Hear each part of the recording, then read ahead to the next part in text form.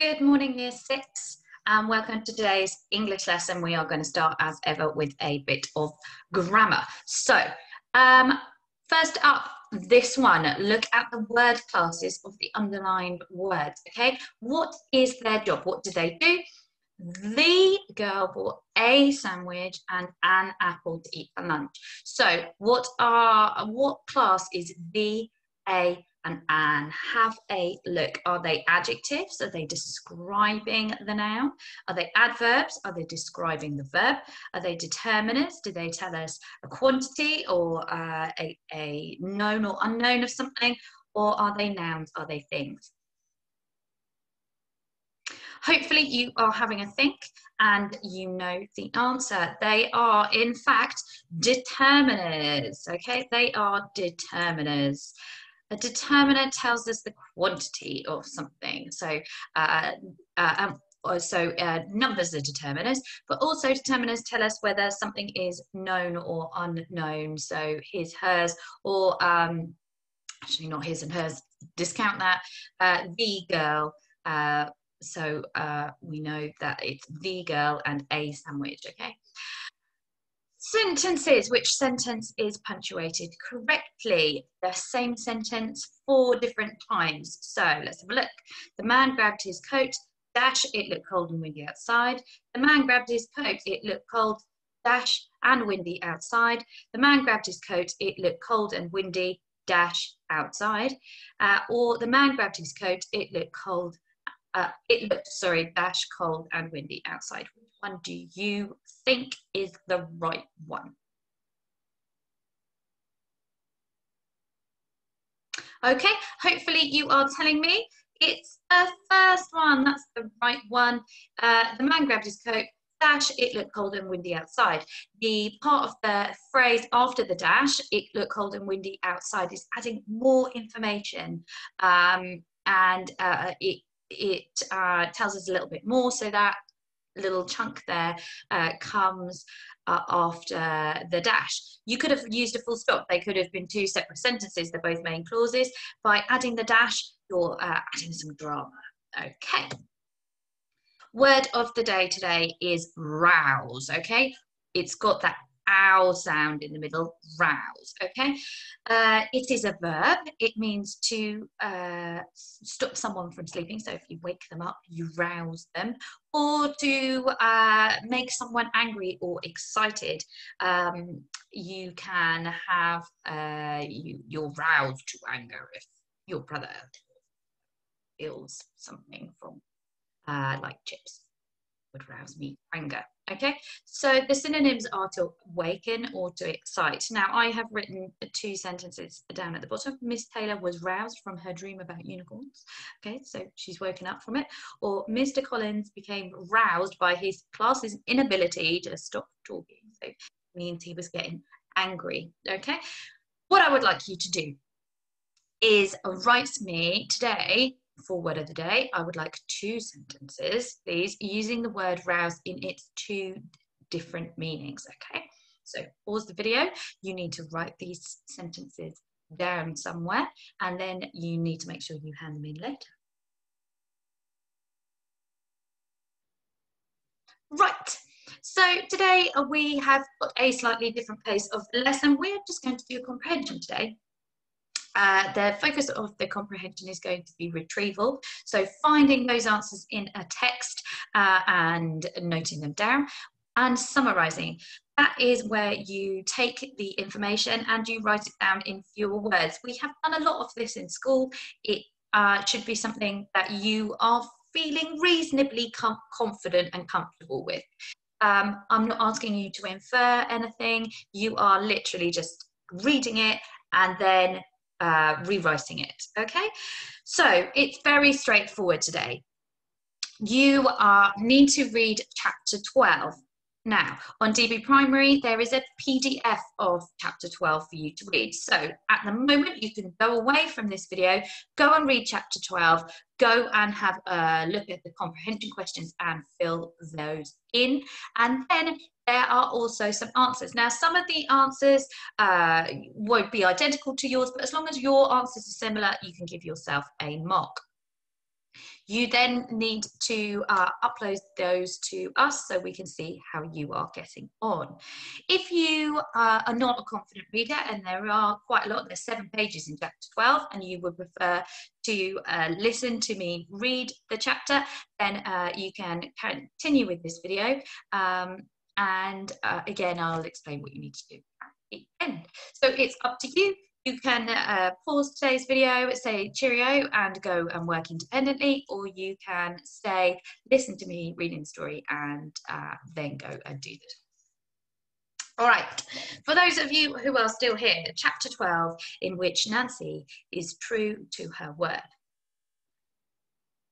How are you feeling, Bill? Asked Nancy tenderly. It was the first time Sykes had woken for days. He'd caught a cold and sunk into weeks of feverish illness. He was thin and pale. Weak as water, blast your eyes, he croaked. Help me up off this bed, give me a drink. After all her nights of watching and nursing Bill, Nancy was barely any stronger herself. There's nothing in the house. I went to Fagin for money, but till today he's been out of town. On business, the artful dodger says. Well, get over there now and tell him I need £10. What's he think he's doing, going off and leaving me at death's door? He owes me. He'd be nothing without me. Well, what are you waiting for? Back of my hand? Bill, be nice, implored Nancy. Haven't I looked after you all this while? Ah, and see if you can't find out what that old villain's been up to. Business, my eye, he spat. At Fagin's kitchen, Nancy teased and cajoled, shouted and pleaded until Fagin advanced Bill £5 gold. She sat before the fire then and seemed to doze even when the monks arrived and the other boys were turned out of the room. You've got news, said Monks. News of Oliver? He broke off, jerking his head in Nancy's direction. Who's that? Don't mind her. Nancy's sound enough, said Fagin. But we can discuss business up in my study if you prefer, my dear. The two climbed to a filthy box room on the floor above and sat, heads close, swapping secrets. They've come to London, you say, said Monks. That's right, my dear, staying at the Feathers Hotel. So you can snatch the boy back. You've done it before, devil roast him. All in good time, my dear. Fagin's voice dripped like oil. You should be thinking of that proof you spoke of. Where does the boy stand without proof of his identity? I've told you everything he said to me about his workhouse days, about the beadle who took charge of him. Shouldn't you have words with this beadle Bumble to lay hands on those trinkets you spoke of, if they still exist? Trust me, your little brother will keep till you come again. Their footsteps on the stairs seemed to have roused Nancy from her doze, for they found her halfway out of her chair, pulling on her bonnet. She said good night to Fagin, wasting no more than a sideways glance on Monks. I must get back to Bill, or he'll give me what for, she said. In the firelight, her eyes seemed unnaturally bright. Bill Sykes noticed it too. You got the fever now, he said, as she moved restlessly round the room preparing supper. You're no good to me sick, you know. Nancy gave a sharp high laugh. Fever? Not me. Eat, Bill. I bought food and gin. You should eat now you're on the mend. He did eat too, and greedily guzzled down the gin she poured. Suddenly, he sat down on the bed, too sleepy to even curse, and slumped sideways onto the pillow. Instantly, Nancy was in her coat and bonnet, running down the stairs. Along the busy streets she ran, darting in front of horse cabs and scattering knots of pedestrians who gaped after her. There was so little time. Soon the sleeping draught she'd put in Bill's gin would wear off. She had to run all the way, and even then she did not reach the Feathers Hotel until after 9. I must see Miss Rose Maylie, she told the hall porter. She won't see your kind, said the porter, looking Nancy up and down. I should think not, the maids agreed. She's a respectable lady. Don't matter what you think of me, gasped Nancy. "Tell her I'm here and that her life depends on it." Grudgingly, sneeringly, they delivered the message, certain that Miss Maylie would send the scruffy girl away. But Rose Maylie had far more charity than they had.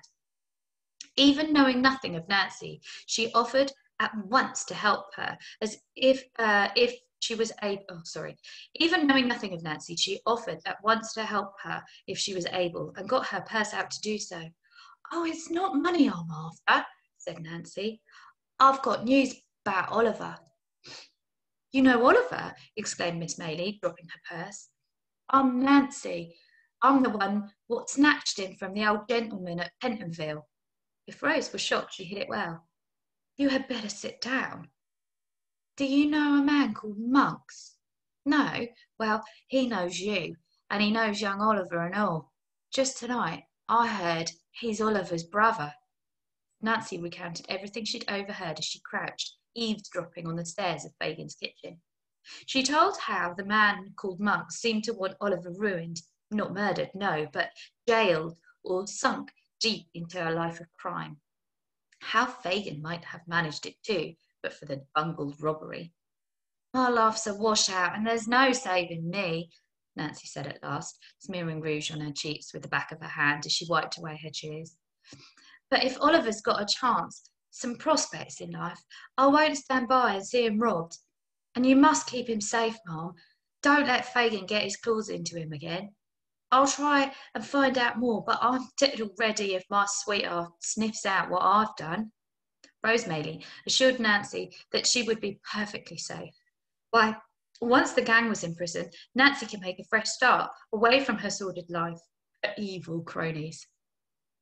"No," said Nancy, "I won't desert my sweetheart. He may not be much, but he's all a girl like me gets given. No, I won't turn him in, nor testify against Fagin, which would be the same thing. I only come here tonight for Oliver's sake. If Monks gets hold of this proof, whatever it is, I'll let you know." "How?" "Somehow. I'll tell you what, a week today I'll walk on London Bridge between 11 and midnight.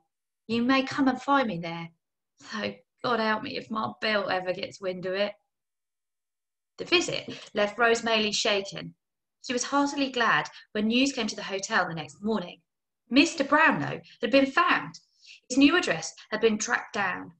Now, at least, she would have an ally against London's shadowy, violent underworld.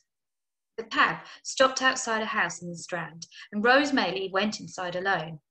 The maid showed her to a parlour where two elderly gentlemen rose to greet her, polite but unsure why a beautiful young stranger should call on them unannounced. At the mention of Oliver's name, Mr. Brownlow sat down and stood up again, and his friend, Mr. Grimwig, swore he would eat his head if the boy was not bad through and through. Briefly, Rose told her story, and while she did so, saw Mr. Brownlow glance time and time again at a portrait on the wall. "I will, of course, do everything I can to help you, dear lady," he said when the story was ended. "But first, may I write to Oliver, perhaps, and send him my warmest regards?" "Why not give them in person?" said Rose. "Oliver is waiting downstairs." At that, Mr. Brownlow leapt from his chair and fairly bounded down the stairs. "Mrs. Bedwin, great news! Come quickly!" and out of the house. Wrenching open the cab door, he clambered inside. Meanwhile, in the upstairs parlour, Mr. Grimwig tipped his chair onto one leg and spun round in it 3 times before jumping up and planting a kiss on Miss Maylie's forehead, which was an outrageous thing. Oh, so much drama in that chapter there. So Oliver has a brother, this guy Monks. Do we think he's a good guy or a bad guy? I'm not sure. He has been reunited with Mr. Brownlow, and Nancy has turned informer. So it's all going on. Right. There is a sheet for you to fill in. Some of the questions will be multiple choice. Some of the questions will require you to write an answer.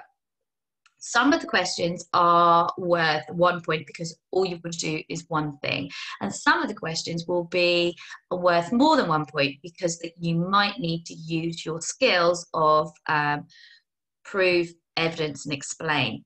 It is up to you to work out where you need to use more than one thing. So where you need to prove it and then find the evidence in the text to back yourself up. You need to do the sheet. You need to then look at the answers.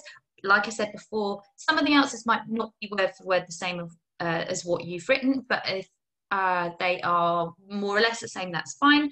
And then you need to give it in. So nice, swift, easy lesson today. Not too much talking, I hope.